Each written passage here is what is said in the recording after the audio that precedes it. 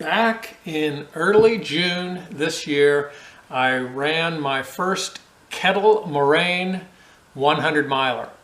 And the first 100K of that race is an out and back. So we run 50K out, turn around and come back. But as we're doing that, sometime after the 100-mile start, there is a 50K race that starts at the opposite end of where we start. And so quite a few hours into our 100-mile attempt, the 50K crowd started coming at us pretty fresh. One of the runners really stood out to me because he was clearly having a really good time, and he had no hands. He had no arm on one side and a partial arm on the other. He was coming down a fairly steep hill as I was climbing up with my trekking poles, and it had been raining all day pretty much. So it was muddy, slippery. It was fairly treacherous conditions, and I was just kind of blown away. To see a young man running down a slippery hill, no trekking poles, no hands to catch himself if he falls. I found that to be very inspirational. You know, what did I have to complain about? Kettle Moraine was a tough 100-miler for me. I finished it with less than a half hour on the clock. And a few days after I got home, I was watching one of the videos about a group of 3 50K runners. And as I watched it, I noticed, oh, there's the gentleman with no hands running his 50K. And then I realized that he also was running it on 2 blades.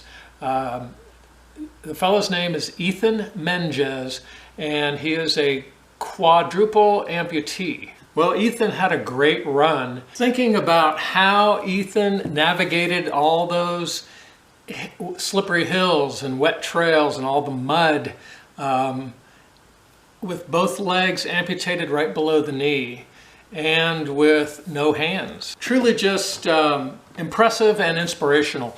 It reminded me of something that one of my favorite running coaches said, and that is run from your gut, run from your core strength.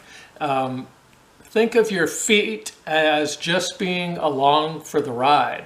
And one of the many things I think that Ethan is showing us is that our feet really are just along for the ride. We don't even need to have feet. Sure, the blades he was wearing may have some spring to them, of course, but mostly what he's doing is picking up his legs, picking up his knees from his core strength with a slight lean forward, just the way we all should ideally be running, with a fairly high cadence. We are effectively trying to use our body like a unicycle, and by spinning our feet fairly quick with roughly 180 foot taps per minute, we can kind of mimic riding a unicycle through the woods. So the next time you're out there running and maybe your feet are getting really sore, sensitive, tired, maybe just be really grateful that you even have feet.